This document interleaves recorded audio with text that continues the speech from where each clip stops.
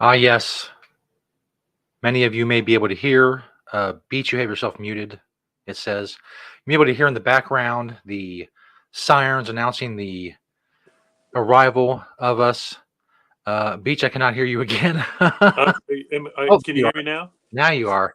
Okay. Oh, man. Sorry, I Rough wasn't start. speaking. So. That's okay. I thought there was something, like some kind of background noise or something. Okay, here we are. The High Noon Hemp Show. It's noon. It's Eastern time. It's time for us. It's time for technical issues, as per usual, and more. All on your computer, tablet, or phone screens. We're, of course, on the Facebook, the Temptations Beach Facebook page, the Jedi Hemp YouTube channel, and at Temptations on Twitter. You find the podcast, of course, just search the High Noon Hemp Show on Podbean, Google Play, iHeartRadio, and Spotify. I am Stoner Jesus. He is Beach, high above the Temptations in Sharonville, Ohio, at the Hemp Quarters. We have something very special today, so take it away, Beach. It's true. Welcome, everyone, to the High Noon Hemp Show. Without any notice, we're going to have only our second guest ever on the show. That's right. This is so easy to do. There he is, Coach Freddie. Welcome to the High Noon Hemp Show. I do want to go ahead, before I get started with Coach, I would like to go ahead and read something that Coach wrote. I sent this picture over. This is the iHemp Revolution Pledge of Allegiance. So I figure we're gonna start today's show with the reading of the iHemp Revolution Pledge of Allegiance. I pledge allegiance to the hemp fields of America, to the soil to which is planted. One seed under the sun with responsibility, sustainability, and thrivability for all. It's a great pledge. Awesome. Coach, welcome to the High Noon Hemp Show. As I said, only the second guest ever to be on the show. And so it's a great honor. Coach and I, a little background, Coach and I met, it's been almost 10 years ago. Coach was out on the Hemp Road Tour. And this was before I went out on the Hemp Road Tour, even. And, as Coach said last night at the medical marijuana meetup, which was a great group of people, we've been friends ever since. And so Coach is on his pickleball tour. Just left a tournament in Lexington, headed up to Middletown. So stopping by the old, we'll call it the Planet Everywhere Studios. He's out in the other studio out there. Coach, welcome. Well, thank you. It's an honor here to be the second guest here. So Thank you very much, Beach. I've been waiting for this for 10 years. Well, we've only been on for 5. So, you're away. Have always been ahead of your time, Freddie. So first and foremost, let me ask you, I suppose I gave a little bit of this away, but when exactly and why did you get involved with the hemp movement, so to speak? Well, actually, it was in 2014. I was up in Colorado and just so happened to find out about this networking event. And I didn't know anything about hemp. I mean, I heard about hemp and all this other thing. So I went up there and joined it. It was at a little brewery up there, a little pub, and it had a room in the back. And Zev Pace was at that time president of the Rocky Mountain Hemp Association, which became the National Hemp Association. And I met Jared Paulus, who was then a congressman. He's now governor of Colorado. Yep. And they were all the speakers were talking about the benefits of industrial hemp for people, for the planet, and for profit. And at that time, I had a coaching program that mimicked that: people, planet, and profit. In other words, run your business with that intention. And so I said, after that, I says, I got to get involved with this movement here. And so I talked to Zev Pace, and and I mentioned I wanted to start a podcast for my coaching. He says, "Well, Coach, why don't you start a podcast for the hemp?" And I says, "Well, I could do that." So I got all the equipment together and recording equipment and so forth. And Zev said he'd get me in contact with all the people there. And so I started contacting them and doing like a 20 to 30 minute interview with them about industrial hemp. I And do believe that. Do you have those archived on your yeah, website or something yeah, like that? they're actually on you. They're on the web now. You can still go to them. I put together like 365 or 75 podcasts, and We they're should have still. probably done a little research because I'm pretty sure I think I was on at least once, Oh yeah, no, maybe you've been twice. on it. I think more than So, once.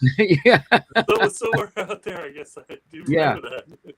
yeah, and so that's how it all started. And then I went out on the road trip with Rick Trojan on a bus that we put together and built the insides and everything else. And then after that, I have a 1966 Austin Healey 3000. And after that, the same year, I started the I Hemp Revolution Road Show. So me traveling around to the people that we had met, and that's when I started doing all the podcasts and so forth like that. And it was really great. Everybody loved it, and everybody was on the podcast. I gave a Pledge of Allegiance to. Now I wrote that Pledge of Allegiance in December of 2017. Okay. And everybody was in anticipation of the farm bill being passed in January. And so I wrote that, and I had it archived and ready to go. And I mimicked, if you look at that, it mimics the Pledge of Allegiance. Oh yeah, sure. No, Yeah, absolutely. it Yeah. mimics the Pledge of Allegiance. And I don't know, there's one more word in mine or one less word in mine than the Pledge of Allegiance to the flag. That way the government can't sue. I thought that it was more important to pledge the hemp fields than the flag. So that was my own personal opinion. Right. And again, the picture that I posted, that particular hemp Pledge of Allegiance is hanging on my wall right behind me. If I could move my camera conveniently to show it, but it is hanging and has been hanging right down there, right below my Temptations, my big, huge Temptations logo. Probably since you gave it to me, however many years ago that would have been. It was funny because I really wanted to show this, and so I was going through my picture archives because I figured I had to have a picture of it somewhere. And I know you were, downloading the software for it or whatnot, and I couldn't find a picture on all the pictures that I have anywhere. And I just looked over to my left, and I was like, "Well, it's right there." Just right there where you put it. Yeah. So anyway, it's been a fascinating journey in all the stuff that's been going on with the hemp and the government trying to put all the controls on, which everybody knows is stupid. But somehow we survived a little bit of that anyhow, and hopefully it's going to be moving forward. You're waiting for another bill to be passed here pretty soon, and for Ohio. That is true. That's a legalization. Yeah. Not a hemp thing, but yeah, it's we support it one way or another. It's true. Speaking of fascinating, what do you think in the last almost 10 years or so, or 10 years, is the most fascinating use for hemp that you've come across? Well, it was the first thing about building houses, hempcrete, using hempcrete, and I've watched a lot of them being built, from the ground up and everything else in Colorado, some of there's a whole bunch of people building those houses all over the place, and I always showed up at the project and everything else and interviewed a lot of those people there that were building houses. But that's just and I did that. I like that because it's the most simple of manufacturing that from hempcrete. I mean, it's a really simple process. You have to be pretty precise, but all in all, it's like hempcrete, lime, water, and here you go. Yeah, You know. and they have worked out. I reported on the show probably about a month or so ago, but there was some university students that have now come up with the actual formulation that should make a crete strong enough to be approved for load bearing, because that's the only thing right Okay. now we can't do with hempcrete. Right. Um, Right. that's one reason why the big construction companies haven't Right. jumped on it. I don't think is because of that. And so I really think in the next year or two that could really change that whole hempcrete industry Yeah. to have something that's certified for load bearing, because then that no one will hesitate using it. Hopefully, is the Yeah. goal there. So Yeah. Exactly. And I've been trying to do that for quite a few years, and then there's people making the uh, hempcrete blocks actually too that mhm. are already made, and you put them Yep. together. So that was one. And then there's a guy in Pennsylvania that actually he bought the equipment from Europe someplace, and he's spraying foam for insulation basically, Uh, and you it's basic instead of the hempcrete, it comes out like a foam, and it's insulation. So he goes and around. there was, I have to check on it, but a actually hempcrete 3D printed home being made. Oh, okay. And so I'll have to look. I would only guess that it's done, but yeah, they brought in this huge Crete 3D printer, Wow. and so that's really neat. Yeah. Technology, in my opinion, Oh, yeah. 3D printing period is like just super cool. But to be able to build your house out of hempcrete and just it's Yeah. just Yeah. amazing, Be awesome. amazing, honestly. So yeah. Um, all right. Well, before we get you on your way, my last question would be: Okay. do you have a favorite hemp item in your possession? In my possession. All my possessions are in the car. Well, I mean, But, not okay. That okay. you travel with, One, like yeah, one of the things is I forget his name. He passed away, but he was making all the pens and everything for. Mark Linday. Yeah, Yeah. yeah, Mark, and he was a good friend of mine. So he made me all kind of things for my desk, and the pens with iHap Revolution. He gave me a whole bunch of those that I used to hand out, and they're really nice. And so that's one of the things that I had that I can say that it was really nice. Yeah. Very cool. You will see how that is very apropos to the show here shortly. Actually, one way or another. And All so, righty.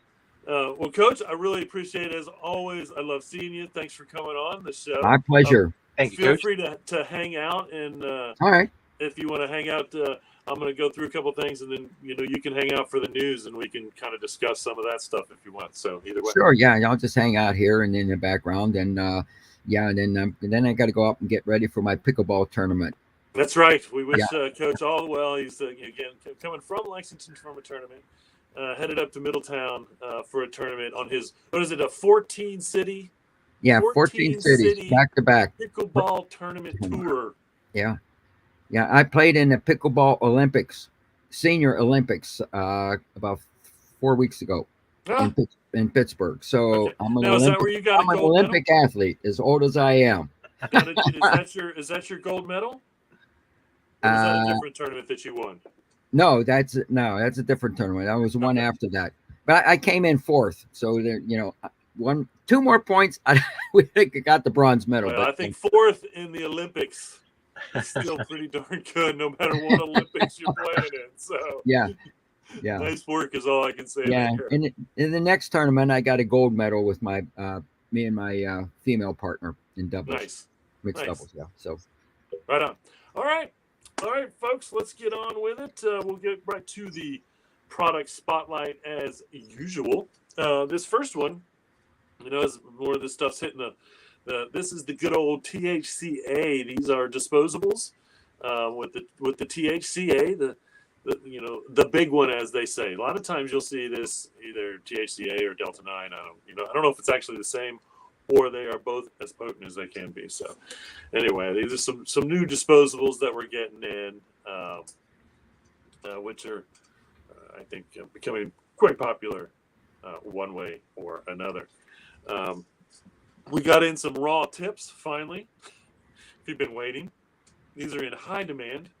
But raws. If you got to roll up your CBD flower, your Delta 8 flower, or even your industrial hemp legal Delta 9 flower, which should be hitting the shelves somewhat soon. Raw tips, fresh back in for your pleasure. And again, super popular. These have always been super popular. I have a strange feeling that I just showed these Greenco storage containers.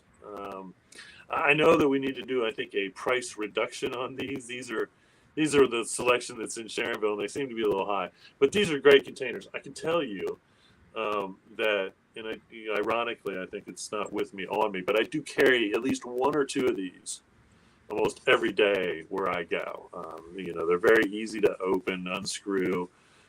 They're a good size for carrying whatever it is that you want to put inside there. And again, biodegradable. So when you're done with it, if you're ever done with it, chuck it in the yard. It'll break down, or feel good about sending it to the landfill if you need to, because it'll break down there. But these are, and this is Greenco, and I have to check and see. These were coming out of Europe. And I'll have to check and see what's going on with Greenco these days, because I haven't really heard or seen much from them. So I know that actually someone who was, I think, a big part of that, and now I can't believe I'm gonna forget his name, but he passed away a year or two ago, and I don't know if that really affected production of Greenco stuff over in Europe. He was in Barcelona, and I can't believe I'm forgetting his name. Huge cannabis advocate in Europe. And the last one, maybe you need a card to send somebody. We've got these beautiful nature flections cards here. They're just blank on the inside. These are pictures taken by the producer of the card, Alicia Schwal. I always pronounce her wrong name, but she's been in the paper making aspect of hemp since I can remember. And so hopefully she's making hemp paper somewhere in the world right now. Something tells me that she might not be. But anyway, get some cards. Now, right behind those cards, if you do look closely, those are postcards. And those postcards up there on the kind of the second shelf, those are probably 20 years old, printed on a hemp paper. Some of them even had where they went with the stamps that the Postal Service was making. You put the stamp on, and then it actually went with the picture. And they all have hemp facts on them. So all of them are based on hemp history.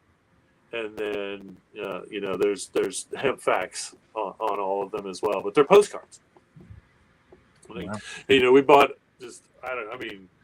probably back in the day, we just bought a ton of these and had a ton of them, and still do, as you can see. So it's kind of a twofer when it comes to the products, because it's two different products. But hemp paper.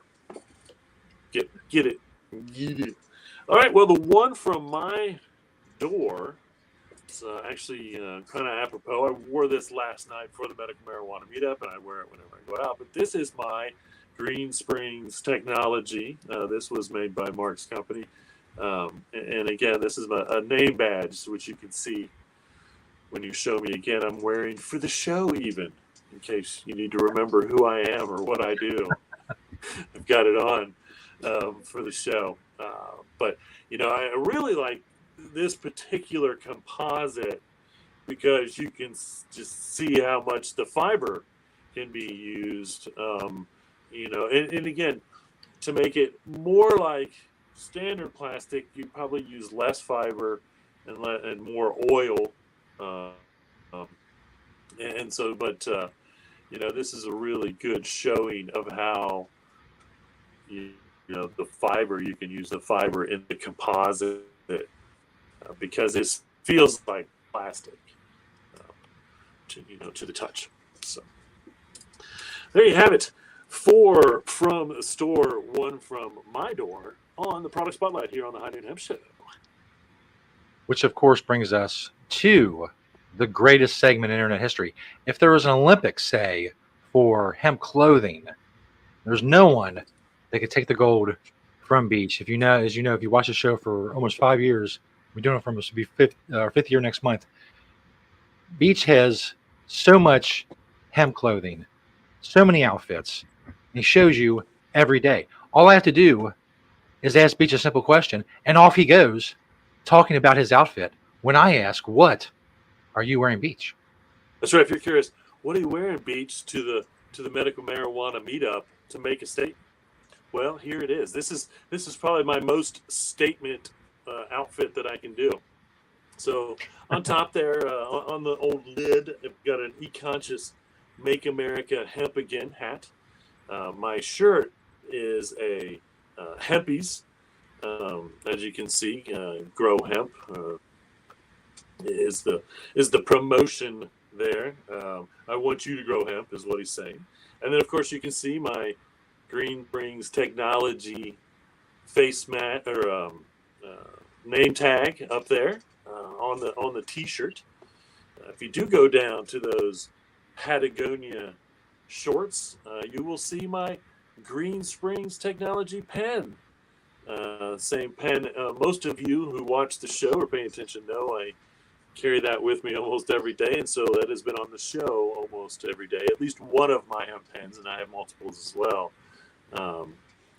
Those awesome hemp pens that Coach Freddie was talking about, you guys have seen plenty of times on the High Noon Hemp Show. Underneath it all, I've got a pair of Hempest briefs, and I just recently went to Hempest, and it's just hempest.com. Because there is thehempest.com, which is soaps if you want those. But hempest.com is bragging that they have the largest selection of hemp clothes retail on the internet. So I love that, and I hope it's true. So if you're looking for hemp clothes, check out the Hempest. They have their own line of. I hope they still have their own line of stuff, but they also sell many different companies. As far as the hemp clothing that they offer and have offered in the past. I've got my Oasis no-show socks, and I've been wearing a lot of old school hemp shell toes, but these are probably one of my newest pairs of Adidas hemp shell toes. They look practically brand new. Compared to some of those super modifieds I've been wearing on the What Are You Wearing Beach segment for the last couple shows maybe. So there you have it. If you are curious, if I really want to make a statement, and usually, as most of you know, my shirts make some type of statement one way or another. This is my, get into your face statement outfit. And of course, not that hemp is an issue, but we've got some pretty important elections going on in Ohio over the next month or so, with the special election in August and then the November ballot. So there you have it. Now you know what I'm wearing when I go out to make a statement. And there was a really, really, really good crowd. Again, last night, good conversations, interesting stuff going on at the medical marijuana meetup here in Cincinnati. All right, well, let's get on to some news. We'll skip a hemp trailer this week since we had our Coach Freddie interview. But So here, this is interesting. This is Hempress Hygienics. Okay, they launched the company with a line of feminine hygiene products, all using sustainable hemp. And so, again, as a material that you're going to put on your skin, hemp is once again one of the best. And no herbicides, no pesticides needed to grow, and so the process is clean, and so making body products out of it makes sense. And we've seen other ones, but you know uh, obviously their full line of feminine hygiene products is going to contain hemp, uh, which is again, it's just the right solution, I think. And just for strength purposes of a natural material, I can see how it would be very beneficial to use hemp in a lot of these products, not knowing anything about them. And I'm not trying to mansplain female products, I don't think. That's for sure. But I just think any of these products should be made from an all natural material anyway,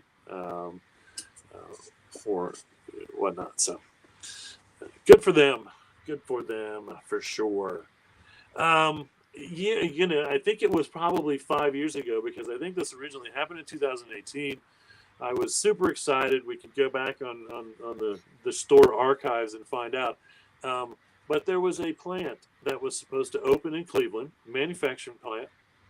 The rumor at the time was they had a contract to make the disposable plastic and disposable containers um, for a California. I think it was like the Red Robins. All the Red Robins, I don't remember. It was a big chain of fast food restaurants, so to speak.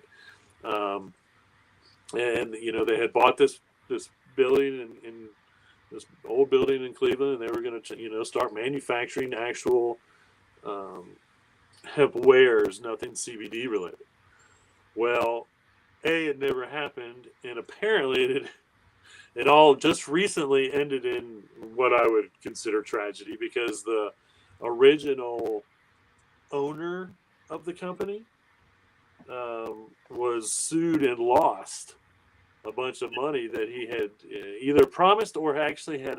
They had hired employees and had employees, never paid them. I'm not sure, but 5 years later, there is no manufacturing plant in Cleveland making wares, disposable wares for the big company. So I remember being pretty excited about that.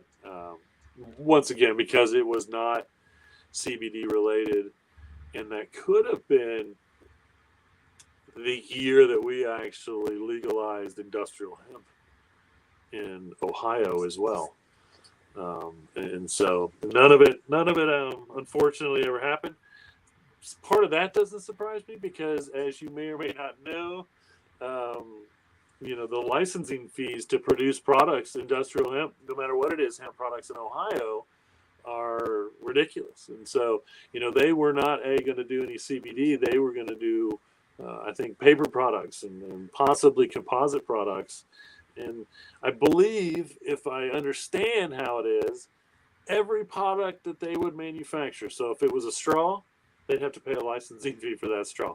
If it was a plate, they'd have to pay a licensing fee to manufacture that plate. And so, I don't know if this is what caused some of the difficulties for them in Ohio. It made it harder than it is easier. But it wouldn't surprise me at all if that's not the case, because we really have some outrageously ridiculous licensing fees to just manufacture hemp goods in the state, not related to the ridiculous fees that you have to farm industrial hemp in Ohio. So I guess part of that may not surprise me.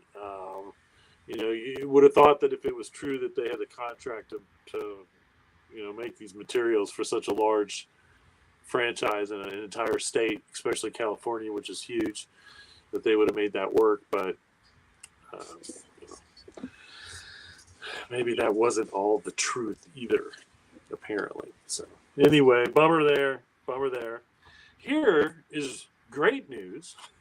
On the flip side, Ecofiber, which is an Australian company, secured a $9 million contract with Under Armour to supply them with their line of, and I believe I've got a picture. There it is.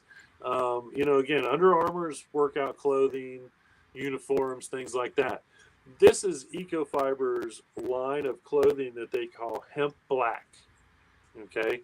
And so they have secured a contract, and they're already producing this stuff, so I hope they're going to be good on it. And again, I think there's quite a bit of hemp fiber being grown in Australia, surprisingly enough. And so, but this is huge. So a full line of hemp clothing coming to Under Armour real soon. And once again, that's the goal, to get these huge clothing manufacturers who predominantly would be using probably a synthetic fiber, which is, just as earth destroying in the long run as a non-organic cotton fiber. And so knowing that they're going to start working hemp in to those items, hemp isn't necessarily stretchy, so there's obviously going to be some percentages of other materials in there. What we see a lot is recycled plastic material, which is still can kind of give you that synthetic stretch, so to speak, mixed in. But hemp is great for wicking, so for workout clothing and whatnot, it's going to take that moisture and wick it away, which is what the body's trying to do. And so hemp works great for that as a material. And it'll be really interesting, because I really think it's a great idea in the long run. I think it might make the uniforms a little thicker, but I think, uniform strength is quite important for a lot of sports, football mostly, from tearing and whatnot. And using an all natural material in a uniform would be optimally, a great goal. So not yet, but maybe soon. Now that Under Armour is dedicating themselves to a sustainable, eco-friendly line of clothing. So, right on, Under Armour. Good for you. Let's get it out there one way or another. Reuters article, and I quote: "The fashion industry produces about 10% of our carbon emissions, and jeans are one of the worst offenders." And so Cone Denim is the name of the company, and I believe they may be somewhere not in the United States, but they are using hemp.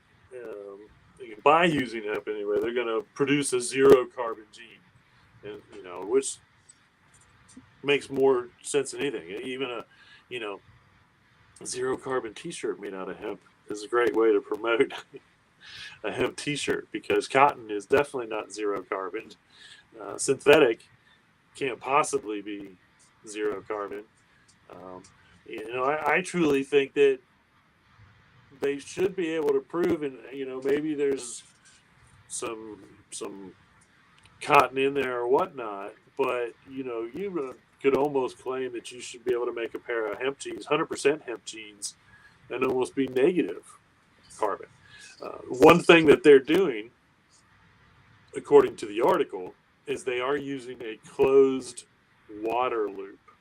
And I know, as far as producing clothing, especially from cotton, the amount of water that's used is astronomical. And so, not only are they obviously using hemp, which is a zero negative carbon plant, by making that closed water loop. I think that that's also obviously, a very earth-friendly thing to do. Why it takes so much water to produce our clothing these days seems so kind of weird to me. But cotton is supposedly uses an unbelievable amount of water to be made, um, and so someday maybe I'll look at the actual science of that and figure out why that is. Um, because to me, I mean, I just look at a fiber, and you take the fiber and you either break it down to its thinnest point and then reweave it into whatever thickness of material you want.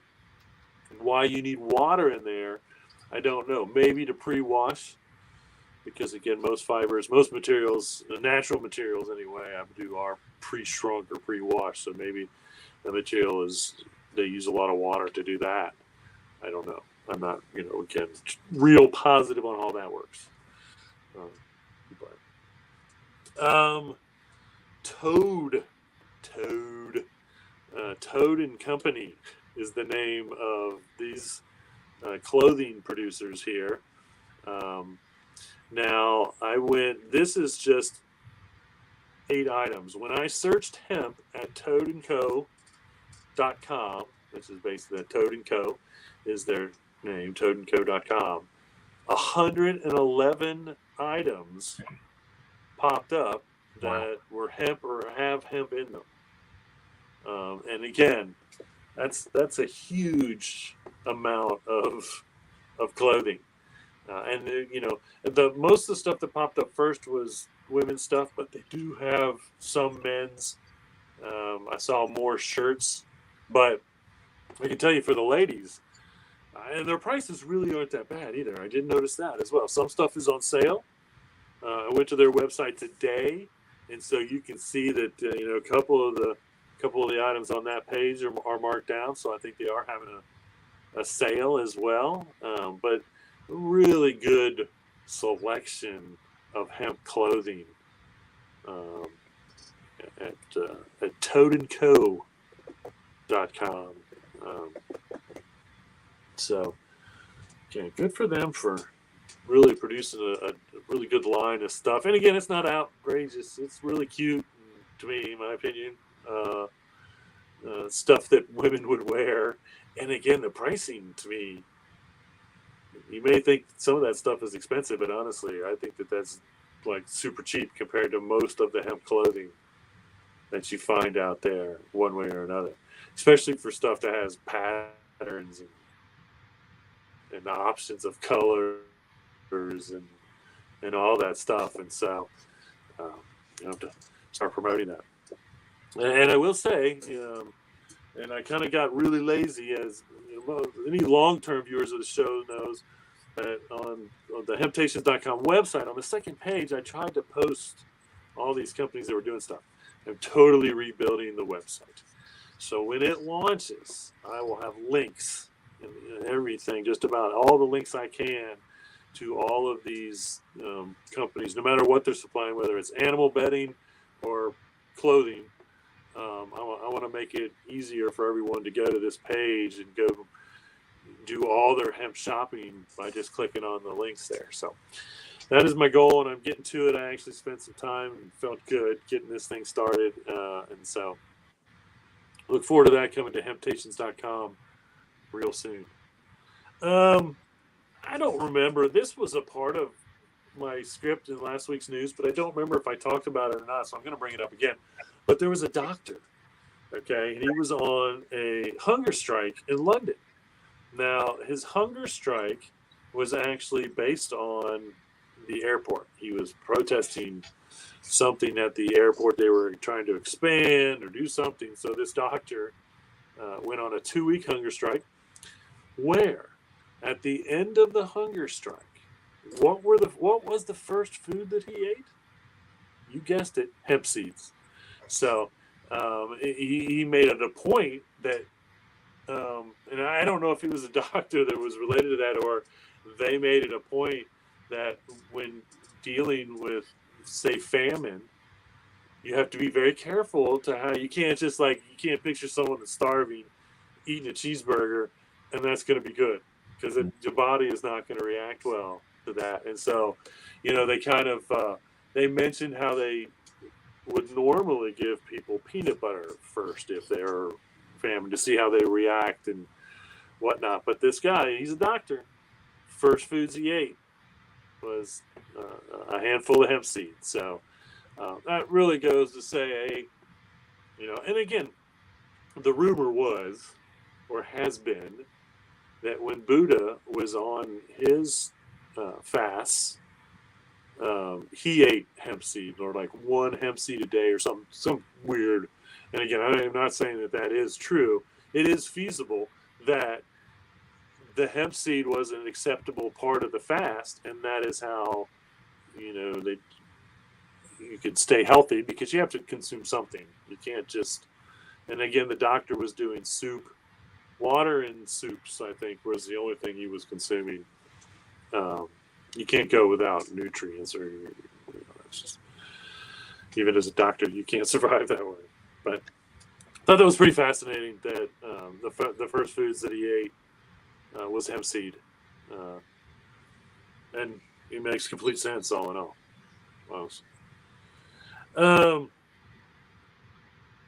Chittagong, I just love the name, and I don't know if I'm pronouncing it correctly, but they're doing genes, and again, this is over, I believe, actually over like in Turkey.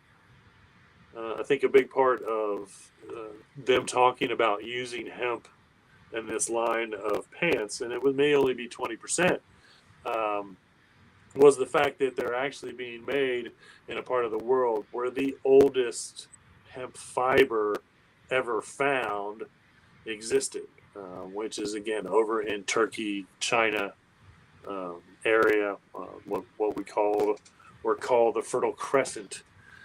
But that was the location of the oldest hemp fiber, and most more than likely where hemp and Carl Sagan, famous person, Carl Sagan, very intelligent person, Carl Sagan.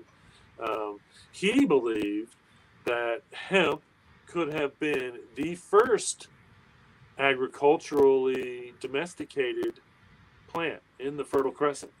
We were doing wheat and whatnot, but this is the area that most scientists and archaeologists and anthropologists believe humans developed farming. We weren't moving around anymore. And this is 10,000, 12,000 years ago. This piece of hemp fiber was found on a pottery that I believe was like 10,000 years old. And again, that was over in that Turkey/China kind of area, which we know, if you don't know, cannabis itself comes from that Tibetan plateau from 2.8 million or some 28 million, I forget how many millions of years ago they traced it back to. Kind of must have come down probably, and it was hitting China and Turkey, and then humans discovered it, figured out all the things they could do, which was food, fiber, all that. And here we are, 10,000 years later, reinventing the plant again after 10,000 years of human use, which is just absurd. But the whole reason the High Noon Hemp Show exists is because how absurd we treat this plant that humans have been utilizing for 10,000 years. Yes. It's got to be free as corn or soy, cotton and soy, before we're done with the High Noon Hemp Show. That's for sure. Right. Well, you have seen and I have shown hemp cars before, but how about $1 million supercar? This is, and I do believe that these are built. The article that I actually found this in, and I can't believe I didn't know about it. And again, coming out of Australia and New Zealand, in the last year or two, I've just been going nuts with cool stuff I showed the motorcycle, the electric motorbike that they were building with the hemp frame.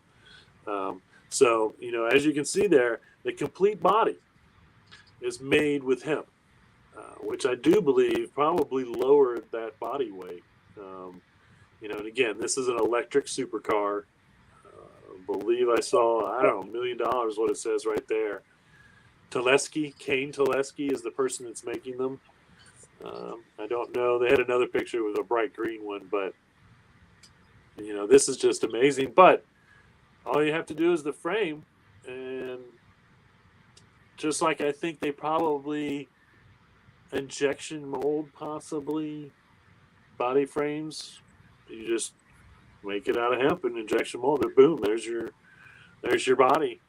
I don't know for sure. It looks like it's all one piece, and so it doesn't look like they took pieces and put it together. So my guess is that entire body was injection molded using hemp composite. And watch the streets here. Somebody let me borrow. No, somebody give me $1 million. Now, if I had the money, I would try to figure out how to. And of course, it's the Porsche 911 that they built. But the Porsche did build an electric 911, I believe, and they were using hemp in the body of it that I reported. That was probably about a year or two ago that I reported that. It's either way, it's a pretty sharp hemp car. Especially being electric, which would just be super fun. That's all I can say there. Can only imagine. According to the 0 to 100, oh no, that's 0 to 100 kilometers, which is, I believe, kilometers are faster. So that's the faster speed in miles per hour, I'm guessing. 3.8 seconds. So there you have it, folks. If you're looking to buy yourself $1 million supercar made out of hemp, there's the one. Do it. All right, we're going to show with what I think is this is a pretty neat chart, even though I was talking about this process of making material. So I came across this. How is hemp fabric made? Basically, again, you harvest the plant. I've explained the retting process, which is breaking down the stalk. Here they talk about how it's done naturally. So you leave it in the field, or you could water ret, soak it into water. Now we're seeing the invention of a decortator, which I think you can, run it right through that machine to break it. So that breaks that stalk up, which is the material that we then make hempcrete houses or animal bedding out of, and leaves the fiber. And so then you have carding, which basically to me just means you put those strands of hemp on something, cleaning them up. That's the thing about hemp as a material. Because of its length, it has more inconsistencies in it. And, to me, when I have a pair of 100% hemp jeans and I look at them and I see all of a sudden there's a piece of fiber, it's just like maybe a little thicker, just a little bit. That's those inconsistencies that most big clothing manufacturers don't want, which is a challenge to the hemp industries to begin with. When you're trying to weave it as smooth as silk, or make it that what they call cottonized hemp, which is basically softening it, which unfortunately it probably takes more water to make it softer, which is not what we want. What we want you to do is wear it more so it just softens up naturally, instead of having to buy it off the rack. To what Levi's has coined the term cottonized hemp, which is making it softer, which is, I think, once again part of that pulping, matting, or steaming, which again those are the different processes, obviously, of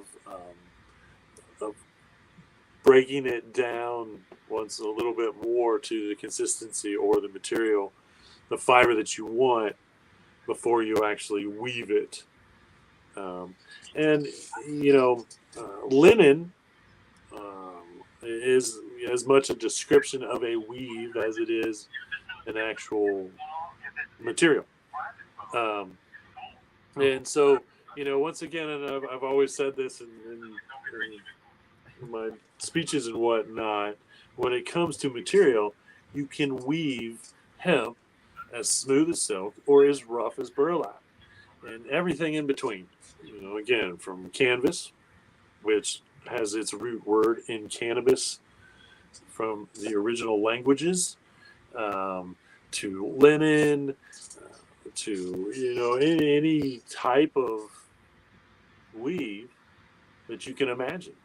And of course, now what we're having to do to keep the cost down and to produce a material that people want to wear, we're blending it. So most of that, and I'm happy that the standard hemp cotton blend is 55% hemp, 45% cotton. We're going to slowly see that shrink away, and we're going to see more 100% hemp materials that are wove in such a way that they would compete with any type of clothing for the most part. So that's again the goal, is to just basically make almost all clothing out of hemp from here on out. Yeah. No more synthetic fibers, no more cotton unless it's organic cotton. Organic cotton is completely okay. Cotton is not completely okay. And so, and again, we have China is responsible for growing most of the hemp fiber. A lot of hemp fiber material coming out of Europe, but we need to bring it back to the United States like it was before 1937, because predominantly that's why we grew industrial hemp in the United States, was for fiber material, whether it was the riggings for the naval vessels or the canvas tops to go across the country, and whatnot. That was why. That's what we were producing most of the industrial hemp for in the world. Kentucky being a huge producer of that, one way or another. So, and again, I found that, and it was a really good article on Sewport, SEWPORT.com, the website, and they break down all the fabrics, and basically everything is like titled "What is hemp fabric properties? How is it made and where?" And it might have been what is silk fabric, and then the properties. And so it's kind of neat. And again, it's all based on a sewing. So I thought that was really neat how they have this chart. They had another chart that was kind of interesting as to just kind of general knowledge about hemp fiber one way or another. So if you want to check that out, it's SEWPORT.com. Again, just one more site that hopefully I'll have on the new Hemptations.com website soon to come. I'm going to give myself a 2-week deadline to get this new website up and running. It's going to be much cleaner, I think, and kind of more traditional as a website than what we got going on now, and probably easier to manage. So check that out soon. You can still go to Hemptations.com and check out all the good stuff. We got all the links to all the fun stuff and store information and old commercials and groovy things like that still there. So you can always check that out. Not a whole lot of events coming.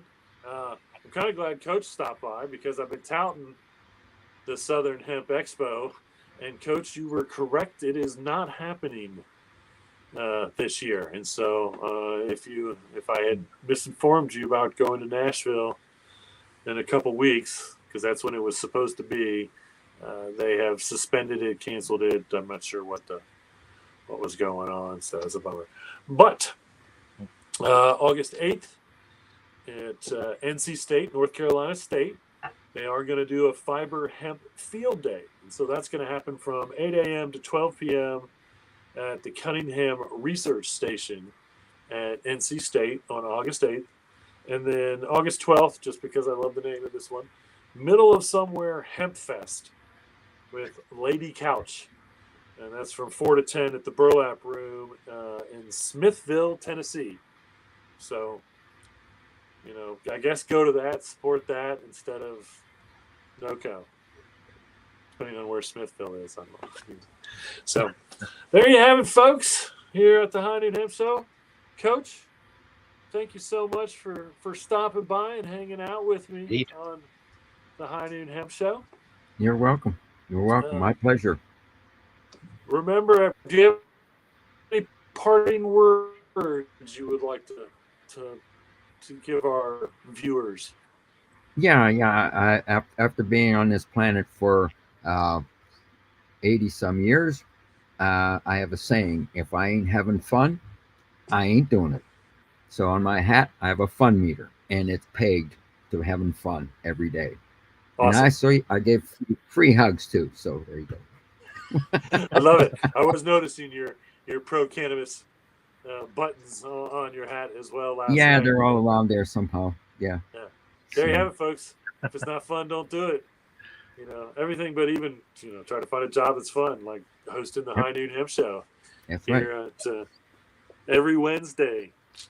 We can do it live. Thanks everybody for watching live, and if you're watching later, YouTube at the Jedi Hemp channel, we appreciate it. Pass the word. We'll be back next Wednesday. Remember, reduce, reuse, recycle, make everything else out of hemp. Having temptations.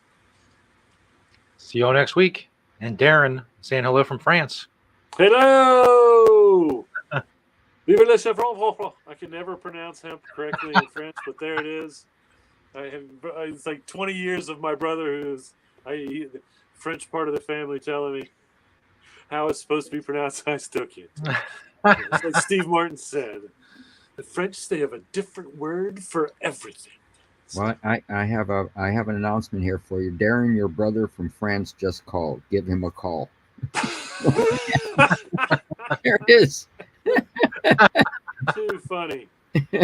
Oh boy. All right. Thanks, everybody. See y'all next week. Peace.